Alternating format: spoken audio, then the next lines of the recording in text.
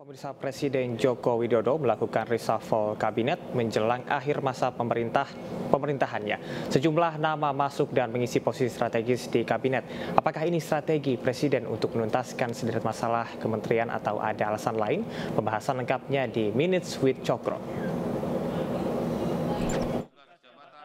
Akan menjunjung tinggi etika jabatan. Nah, reshuffle kabinet terjadi di akhir masa pemerintahan Jokowi. Wamen Pembangunan Daerah Tertinggal dan Transmigrasi pun diangkat menduduki posisi strategis, yaitu sebagai Menkominfo baru. Ada apa ini?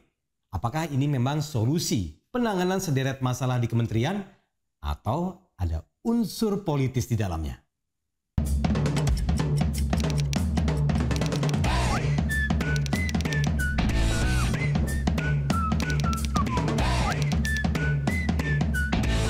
Reshuffle kabinet bukan hal baru. Menteri dan wamen datang silih berganti. Bisa jadi karena alasan kinerja, tapi tak jarang karena faktor politik. Apa yang jadi alasan Presiden Jokowi kali ini? Yuk, kita coba mundur ke belakang. 17 Mei 2023, Menkominfo kala itu Johnny G. Plate ditetapkan sebagai tersangka tersangkut kasus korupsi pengadaan BTS 4G. Kursi Menkominfo kosong, proyek terbengkalai, tentu harus ada orang yang menduduki posisi ini. Lantas, kenapa pilihan jatuh pada Budi Ari? Budi Ari punya background sebagai aktivis dan jurnalis. Pengelolaan informasi dan media serta infrastruktur komunikasi menjadi ranah Kemenkominfo bukan barang baru baginya. Tapi yang juga menarik, Budi menjadi relawan pertama yang dilantik sebagai menteri. Memegang posisi penting yaitu Ketua Umum Projo.